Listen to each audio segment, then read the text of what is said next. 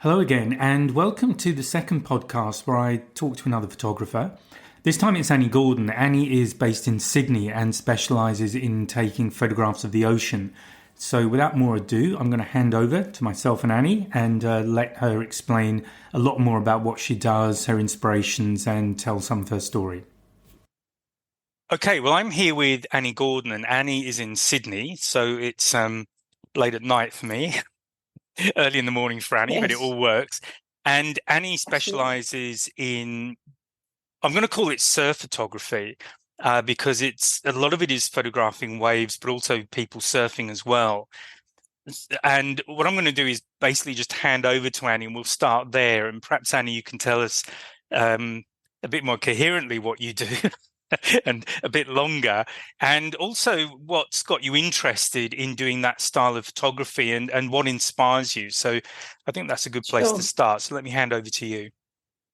Thanks, Graham. Well, it's lovely to see you, and thank you so much for inviting me to your podcast. This is very exciting. I've never done anything like this before. Um, so, at the moment, with my photography, I'm a passionate ocean photographer. Big waves are my passion. However, when there's not big waves around, one is left scratching their head. That's what I really get a buzz out of. That's the adrenaline uh, that is really exciting when there are big waves and surfers on big waves. Mm. However, when there aren't big waves, I'm regularly at Bronte Beach in Sydney, the beautiful Bronte Beach, um, up at Silly O'Clock, as my friend calls it, at dawn or even before the dawn, because I find that's a really magical time. Yeah. It's amazing what goes on even at 5 o'clock in the morning, or depending on the time of the year with daylight savings and everything. You can sometimes get a purple sky, a pink sky, an orange sky, and it can change every time you're there. It's just unbelievable. I never tire of the amazing colours that are in the sky way before sunrise. And then it's a very magical, meditative time for me. Okay. I just find it really peaceful, depending on how many people are around. Are there a lot And of it's people around at that time in the morning? I sort of imagine it would be pretty quiet, but some no, dedicated surfers, perhaps. there's dedicated surfers and there's some amazing dedicated swimmers in Bronte Of Ocean course. Pool, Yeah. all ages. There's quite there's a there's people there in their 70s and 80s that swim there 365 days of the year. Midwinter, they're in there. No wetsuits, forget wetsuits. Yeah, because you got And the icebreaker people or whatever the guys at the icebergs. Bondi, whatever they call, yeah, the icebergs. So I know Yeah, I there's some made a nutters out there from my perspective. oh, totally. I made a joke to my friend and I said, "Oh, I'll go in there in winter, but I'll wear my wetsuit." And she looked Absolutely. horrified. She said, "You don't wear your wetsuit." Yeah, Kind yeah, of funny. stuff. There's blending in and there's, blending in. So Yeah. So back to my photography. yeah, I love the magic of dawn, as I've said. Magic is a word that I kind of use a lot, but it really is true. Um, Bronte Beach means a lot to me on a personal level as well, because okay. less than 10 years ago, I was seriously ill. I had emergency surgery, all unexpected, out of the blue. It was life-threatening, and I found that recovering from my surgery, I went to Bronte Beach. I took a few steps, gradually went home, rested, and I walked, felt better, went out the next day, went for a bit of a longer walk. And indeed, the ocean has such profound healing qualities. It's so powerful. So Bronte Beach really got me on my feet again in the most amazing way. And a lot of people I've spoken to believe that. I mean, we've known for centuries how healing the ocean is. Yeah. It And truly is healing. yeah.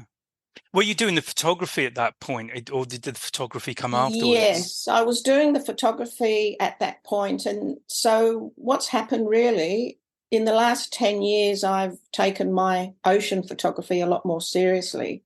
So it's kind of all tied in with my healing. And,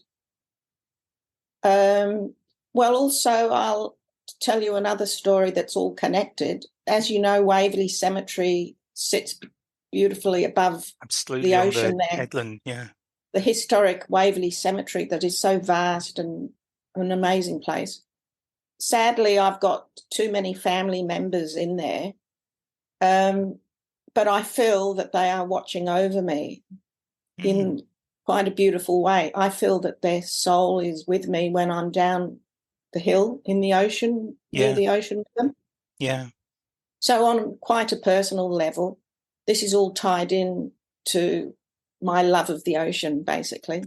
Yeah, and for anyone who doesn't know Sydney, that cemetery is amazing because it's a big cemetery, and It's huge, isn't it? it's kind of on a slope anyway, and so almost everywhere in that cemetery you've got a view of the ocean.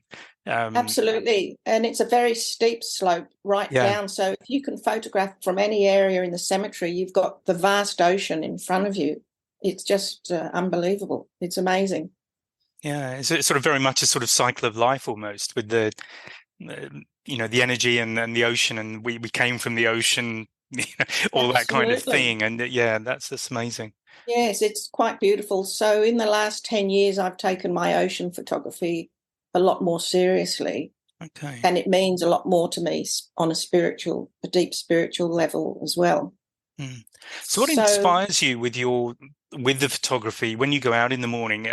It sounds like kind of what's going on is part of the inspiration for you, and the conditions and light and other things. But what inspires you? Well, I religiously look at the surf app daily, or more than daily, as do my surfer friends and my ocean photographer friends. We're constantly on our apps checking weather conditions. And if there is a big swell, then we're out there. Word gets around and there's a big swell. And that's what drives me, big, powerful waves. And then if there's a surfer on it, that even puts it more into perspective, because you can take lots of different angles of big waves, and sometimes they don't really look big at all. Yeah.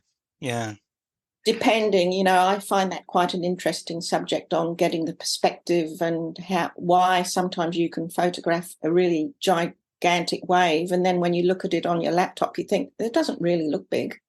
But a lot of the time, hopefully, you can see it's a very big wave. And then the added bonus of a surfer in it really puts it into perspective about, God, that's a big wave. Yeah, and the power that's in there, and and the power fragile things. And yes, and the anticipation. If there is a big swell, then your adrenaline kicks in and people get really excited. And the energy is fantastic. I love that raw energy. Yeah. Basically, I'm a big wave tragic, just to... I haven't heard that term before, but it's a new one. And we haven't had a lot of big swells like we used to. Okay. And we're all complaining. Not that I want to complain about Mother Nature, but I don't know if this is part of the big picture with... is it La Nina and El Nino and all of those things? Yeah, it's either really treacherous and big and huge, or that we haven't had a lot of waves here recently. Then we're all scratching our heads, Yeah. Are there particular times of year when you tend to get more waves, and other times when you would expect? So winter is definitely winter in Australia, being May, June, July. The big winter swells come in, and they're really big and treacherous. Yeah. But going back to beach conditions, Bronte Beach and a lot of the other beaches are regularly closed for swimmers because of dangerous currents. There's nearly every day there's a sign up saying dangerous currents, and it's very deceiving as far as going in the water, swimming or taking photos. Not that I'm taking photos in the water, but if I'm standing close to the shore, you got to be really careful. Yeah. Because I've been caught out a few times being very cautious, standing a long way back in a very treacherous big, dangerous swell where no one is allowed to swim. Mm. The beach is closed. Most surfers are not surfing. And I've been hit by rogue waves being incredibly high up, further away from the beach. Suddenly a rogue wave comes up and dumps me, which is unbelievable how far these rogue waves can reach. So my advice also to photographers who are starting out is really know your ocean conditions. Don't take risks. Expect the unexpected. And you think you're safe even standing a long way back. We're talking about really big, dangerous swells. Yeah. It can just come up and hit you like it did for me. I mean, I wasn't injured or anything. I was just annoyed that my camera got damaged. Yeah. I was drenched. Yeah. And I couldn't have fallen anywhere or anything, but it just threw up so high up in the air. We were all just shocked. There was a group of us standing there and we just couldn't believe how high up this wave went. So this is all part of the fun and the excitement of being an ocean photographer. Expect the unexpected. So there's the awareness of what's going on around you from the point of view of taking photographs, but also of not getting dumped too often and ruining your gear. And also, as you know, Bronte Beach, you can shoot from so many different angles. There's not just one spot, unlike some other beaches. So you can go north end, south end, on the beach, or you can go up on the cliffs, shoot down from both sides. So you've got a fantastic choice, which is what I love. Yeah. And also, I think that's how I've learned a lot more about the ocean by all of those years of looking at the ocean from different angles. One picture I have of you, and I don't know how you go out and do it, I kind of always pictured you in a wetsuit going out there with your camera, taking photographs. So I don't know how accurate that is.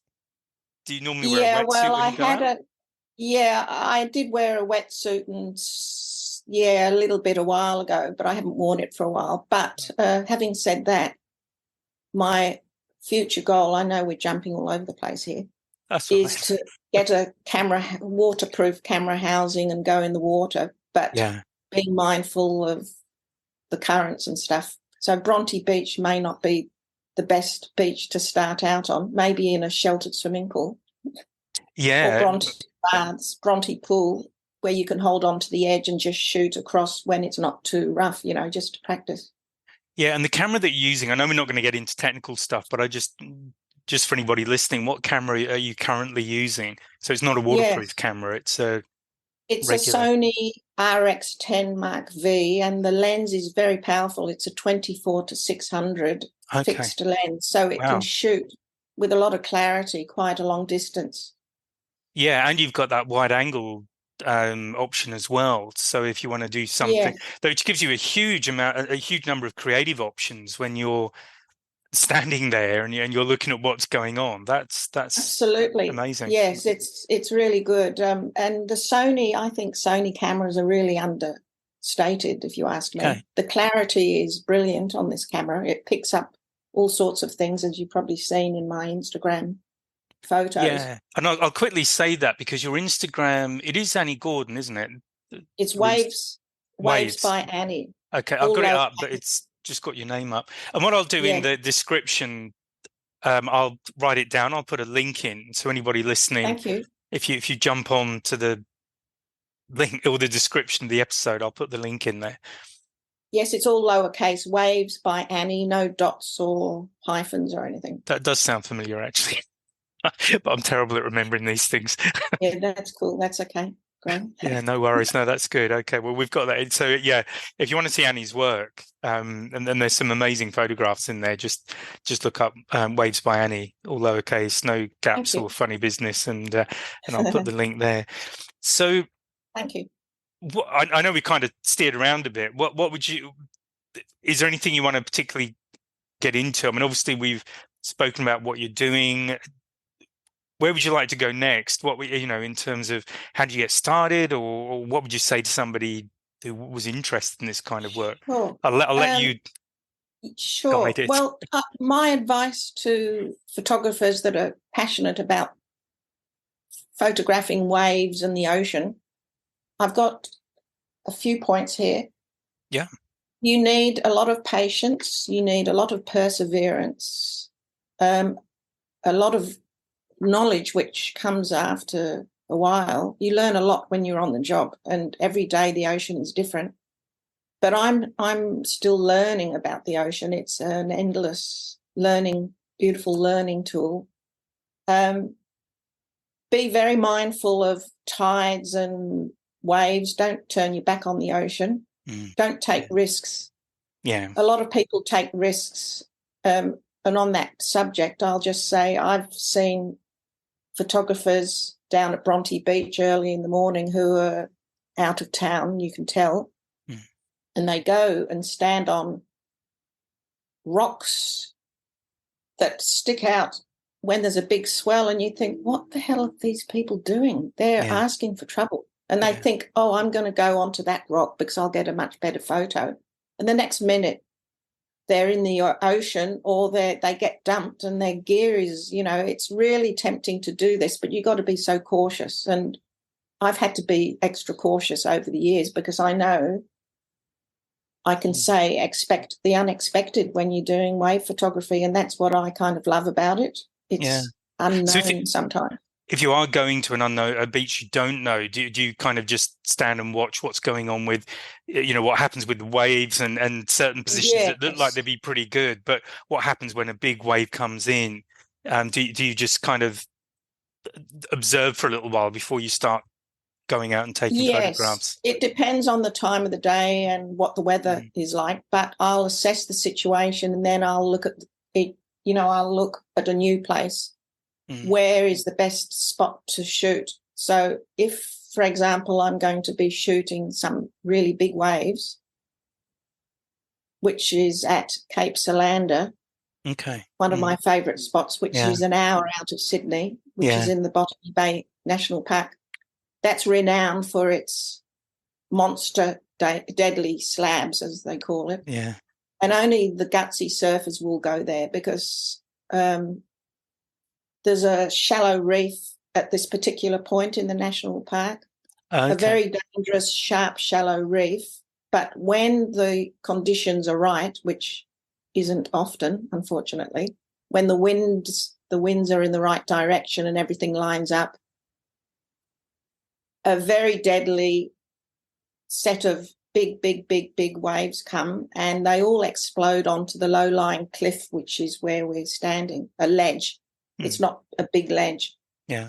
And it is so dangerous there that you've got to be really careful. And there's a lot of surfers that I know from Bronte and Bondi that wouldn't be caught dead there. That's how. Oh, really? That's how deadly it is. So they need to be towed out by a jet ski. So there's a whole kind of art to it. Yeah. Wow. A whole science to it. So there's a team of jet skiers and they hold on with a rope and they get pulled out behind the wave. And then when the time is right, the operator on the jet ski's got a very responsible job as well. They're assessing where the waves are breaking and when the best time is for the surfer who is holding on like a water skier. Yeah. With their rope.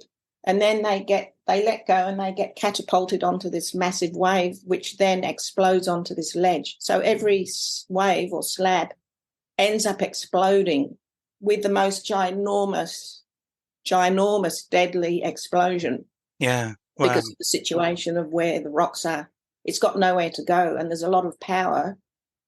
And it's a very, very, very heavy, treacherous wave, if that explains it well.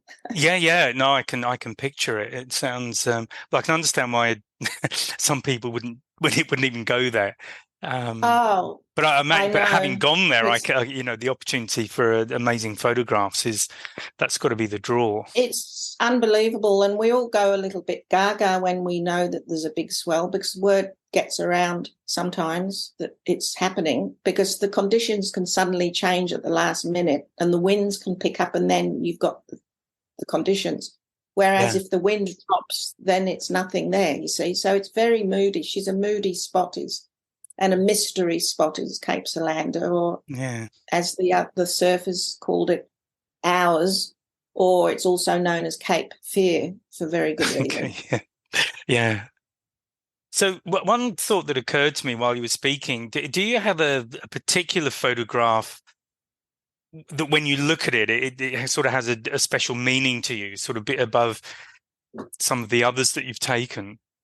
Yes, the big green wave behind me, I know the listeners can't see it, but I think you published one of them in your magazine a while ago.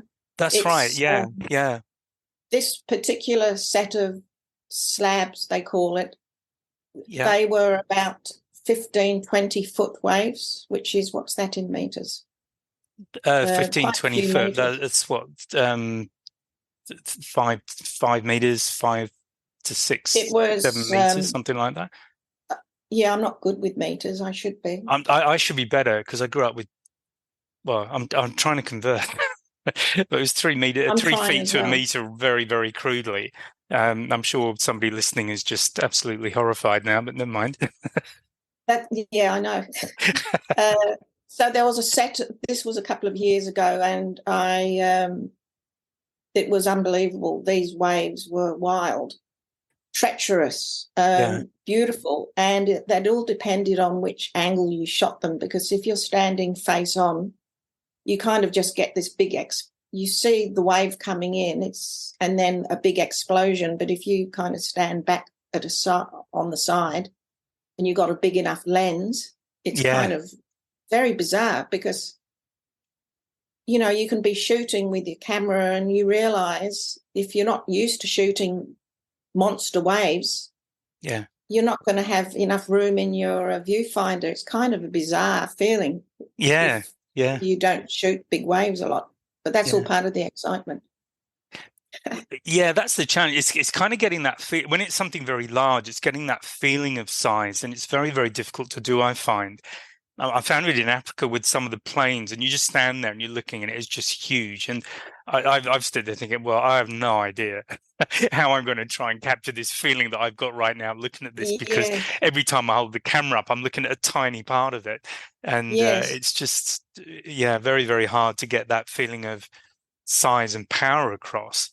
Absolutely. But we're still, so I guess it's a bit of an addiction, big waves. Yeah. I'm sure most surfers who ride big waves would say the same. Yeah. I admire big wave surfers, and I'd like to say also there's a whole lot of women big wave surfers who are surfing at Portugal, Nazaré, Pipeline, Jaws, all sorts of places, even Ireland. They've got big swells. It's an exciting time in surfing as well, with more women getting involved. But we've got a long way to go, I think, as far as being equal. I used to surf, by the way. Okay. So many moons ago, something possessed me to go out and get a second-hand McCoy surfboard. And I thought I'd go to Bondi Beach and do some surfing, and I wasn't well received. Really? By the guys. Really? This is back in the 70s. Yeah. Quite a long time ago. Bondi Beach was a really bit of a rough, wild place. Yeah.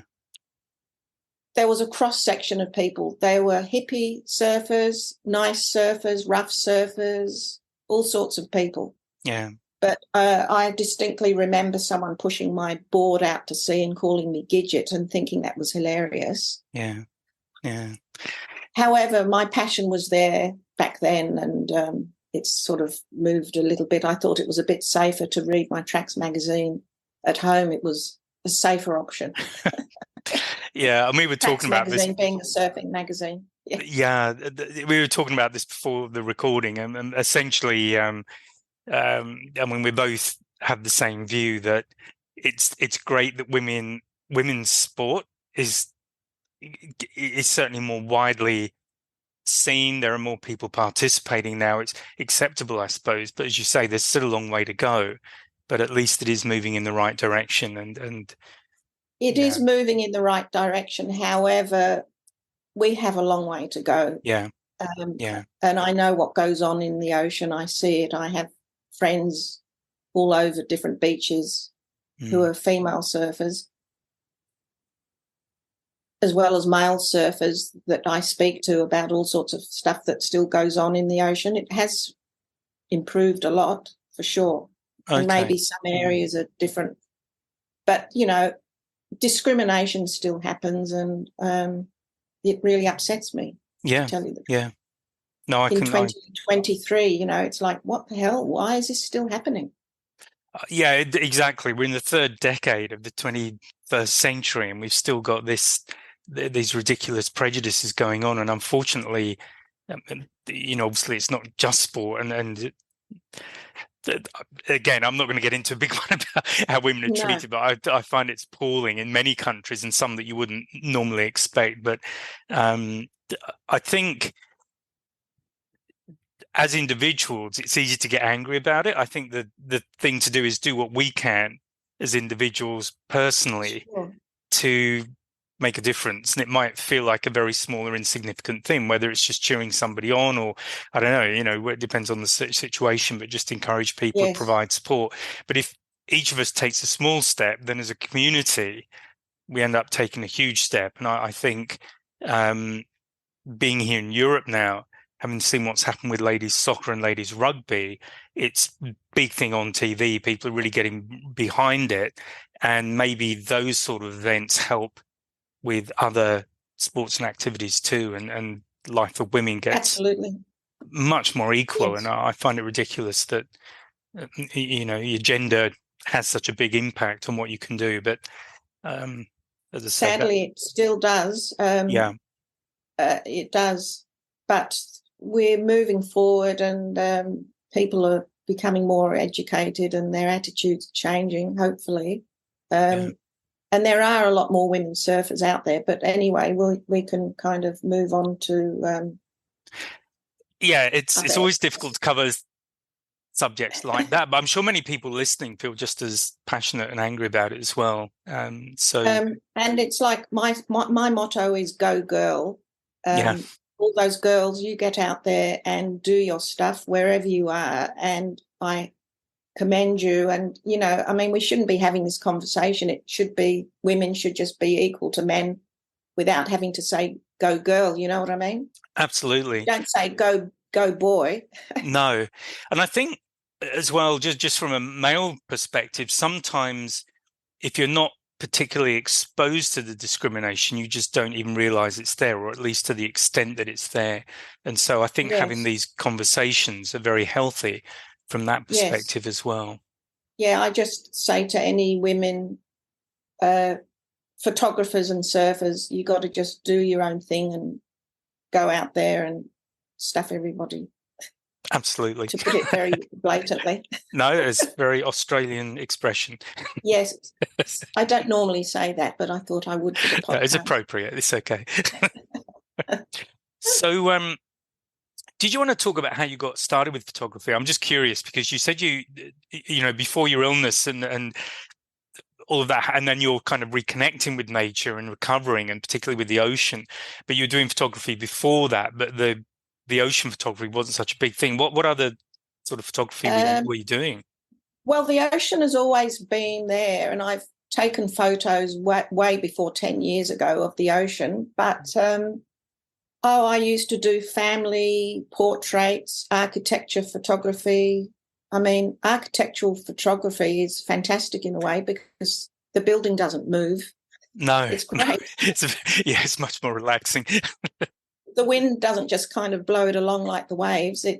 That's great. But that wasn't my passion, but I enjoyed it. And I was using then the good old analog film photography with my lovely Nikon lenses.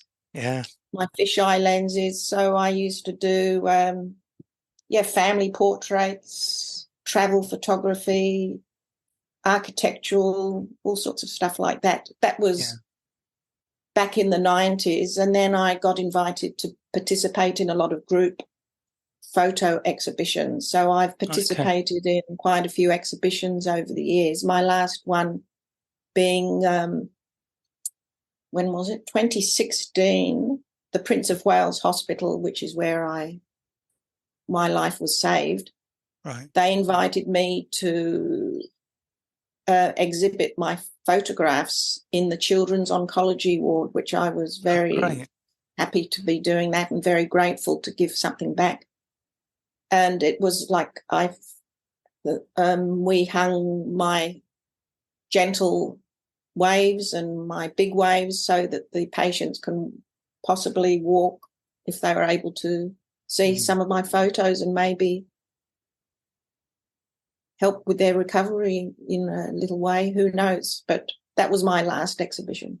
Okay. Yeah, I'm the big one for reconnecting with nature, particularly with the lockdowns that we've had over the last few years with COVID. Oh, I yes. think having the opportunity to reconnect with nature, even if it's through a photograph rather than being there, makes such a big difference when you can't, physically get out.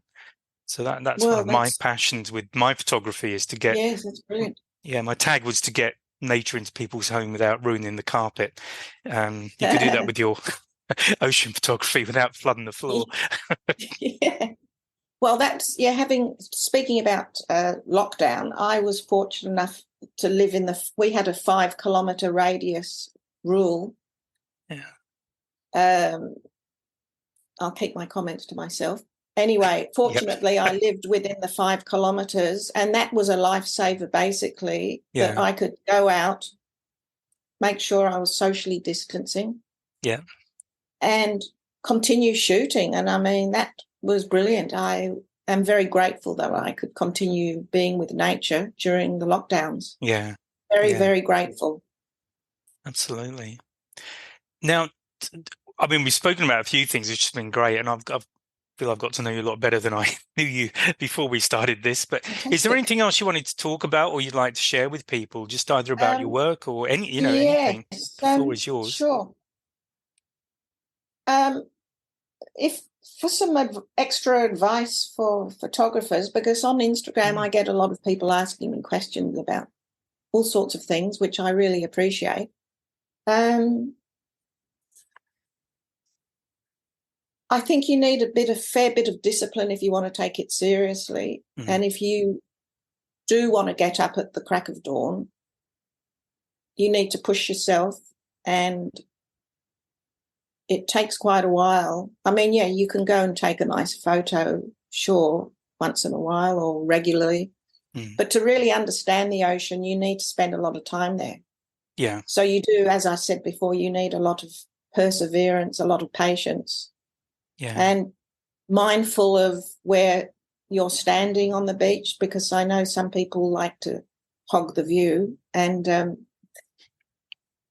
you need to be mindful of your spatial awareness and where you're standing, and that you're not blocking other people's views and all sorts of stuff like that. And I find that with wildlife as well, because and I think some people have a scarcity mentality, like they have to get in front of everybody else to get this photograph. But there's absolutely no reason why people can't just work together, and so everyone gets a shot. And it does irritate me when I see that. I know. A very selfish attitude with wildlife. Yeah. I've got a tip, actually. If you struggle getting out of bed in the morning, my tip is to set your alarm, but put it somewhere where you have to get out of bed to turn it off. Yes. Now, some people go back to bed, but at least I know, half they of the put it people next to will their stay pillow. up. I know, they put it on their pillow. You can't hit snooze. Or they're half asleep and they don't even know what they're doing, and they switch it off, and then they say, oh, I missed the dawn light and the sunrise. But, yeah, you got to be a bit disciplined if you're not used to getting up at that time. But really, it's a magical time, and I know I use the word magic a lot, but it really is. And yeah, absolutely, yeah. And I have a good eye for detail, I think. Judging by your photos, definitely. I do. Knowing when the wave is going to break and if there is a surf, or when it's all going to be happening. So I think that comes with a bit of time. Yeah, that's a really important point, actually. Yeah, it's kind of like you connect with the rhythm of it and what's going on, and you know exactly when you need to take that shot because you can anticipate to a large degree what's going to Absolutely. happen, and you know what the shot's kind of in your mind, and you just need to get it onto That's the right. SD card, whatever's in the camera. Yes, and ensure that you're on multiple bursts. You've got to do that. Yeah. Lots of multiple bursts. So I find also that if I'm going to the beach and I'm checking out which angle to shoot from, sometimes it takes me a little bit of time to get into the flow, literally the flow and the movement. And it's quite a magical feeling because you know when you've connected. Yeah. You kind of feel like you're out there, even though you're not out there, like you're in the wave and you can feel it.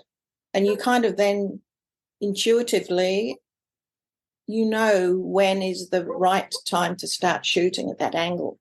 It's quite a beautiful feeling, actually. Yeah, it really is a connection with nature and It's whatever, beautiful. however else you want to describe that It connection, is but it indeed. sounds amazing. It is indeed. And one of my lovely followers on Instagram said, some of my images are magically suspenseful. No, brilliant. Yeah. And I thought, that's really cool. That's a very nice thing to say. I was quite That's flattered. lovely. It's kind of true in a way. It is true because I Absolutely. can capture the wave at such a time where you think, oh, my goodness, how did I get that? And you don't always realise until when you get home and you see 30 images of the same wave, and then you realise when you get home and look at it on the laptop, you see a lot more because you're so busy focusing on shooting a lot. Like I can shoot, if it's like a really good day, obviously when the sun's out, and say it's a sunny day and a really big swell, I can shoot over 2,000 images in a session. Wow. Yeah. On my, what's it called, on the Sony? No, I mean on the multiple burst is what I'm on the burst, saying. right? Yes.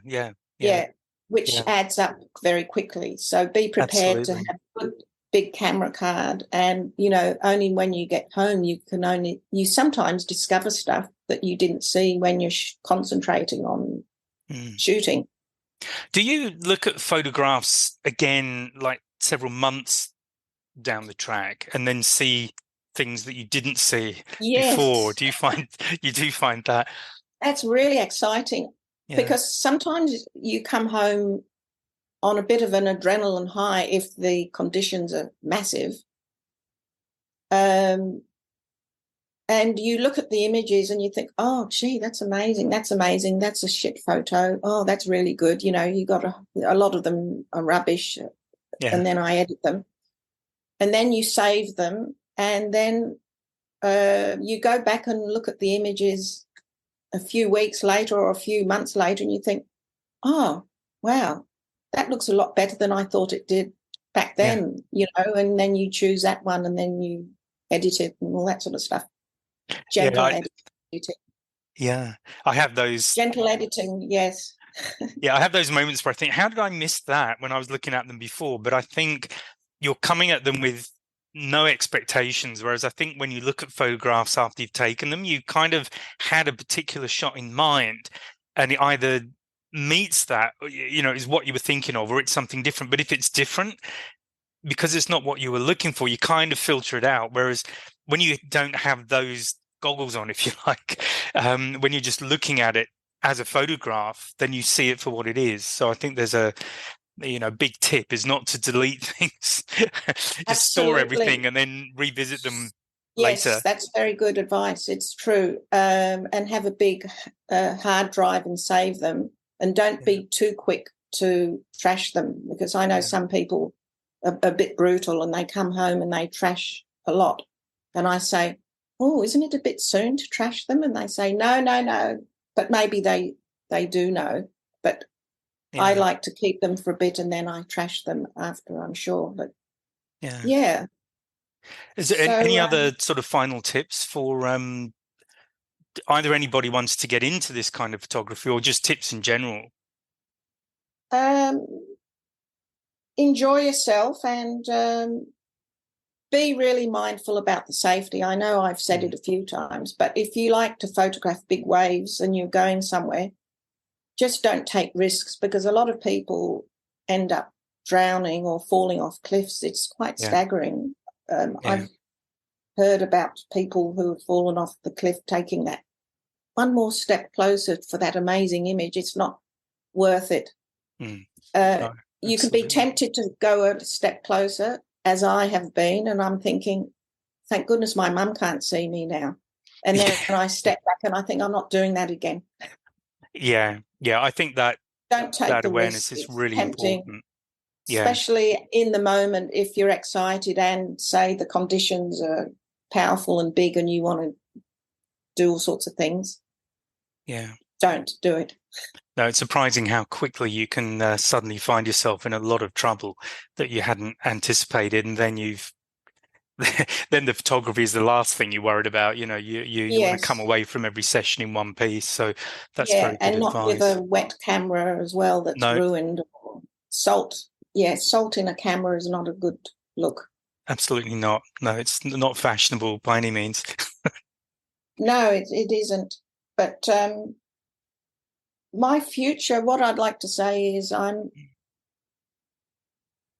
like to travel overseas as far as new goals are concerned and to chase some bigger waves. But with COVID and stuff, it's kind of changed things a bit regarding travel. Yeah. But I would love to go and photograph some big waves somewhere, or speak with some surfers about photographing some big waves. Yeah. I'd like to go to Portugal, to Nazaré, where the big winter swell comes in. Yeah.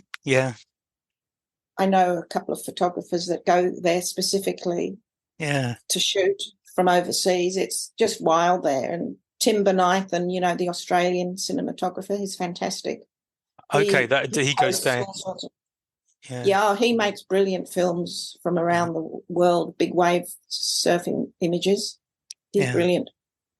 That's fantastic. Well, so he inspires me as well.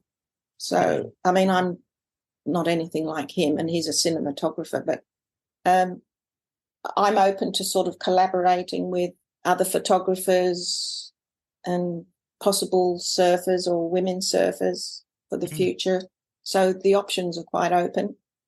Yeah, well, if anyone's listening is interested in that, probably the best thing is to, I guess, initially, well, there's two options. Either connect with Annie on Annie's Instagram account and then send a message, or you can always drop me an email at graham@ge.photography. So that's my email address, and I'll let Annie know you're interested and see if we can connect something up, because fantastic. It would be nice to I like collaborating with people because I think it expands both parties. You kind of, I think, just chatting to somebody doing the similar thing, ideas pop out of that neither of you would have thought about on your own. So it's a very that is true. And sometimes being on your own, taking photos can be quite isolating. And I've got some really good friends who we go shooting together, and we have a blast. It's kind of entertaining as well, and we throw ideas off each other. We help each other. It's inspiration, So it's good to get out there and meet people like-minded. Yeah, and I'll tell you that this is how we met. This was there's a group in Sydney called We're Observers, and Annie and I met, and I joined that group as initially just participating because of just to connect with other photographers, and then ended up doing some of the mentoring as well. But that was how Annie and I met. And it makes a big difference when you can connect with other photographers and just go and shoot stuff and try new ideas. And it almost doesn't matter what the subject is, because I think for me, I always get ideas that I can apply back to my main interest, which for me is wild animals. And I don't know if you find that.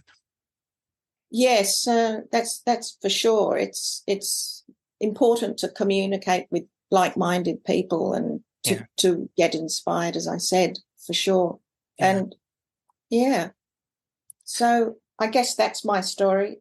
No, that's fantastic, Annie. Thank you so much. Would you like to know? Yeah, thanks. No, that's great. I'm just thinking we should probably have another podcast at some point, because we could easily talk for, I just sort of feel because, other questions pop up and we could easily talk for quite a while. Yes, and we don't want to bore the listeners too much with me talking. No, I'm sure there won't be. All right. Well, look, thanks again, Annie. And I'm thank you going to so wind much, things Graham, up there. Oh, you're very welcome. Thank you for inviting me, Graham. It's lovely. I've never had a podcast before, so this is the first for me for 2023. And thanks, Graham. My pleasure. Okay. Thanks, Annie. Bye for now. Thank you. Bye. I hope you enjoyed that. If you did, please like, share, do the appropriate things with the podcast. As I mentioned, I have put Annie's link, the link to Annie's Instagram and her website in the description. So if you're able to access that, you'll be able to have a first-hand look at Annie's work.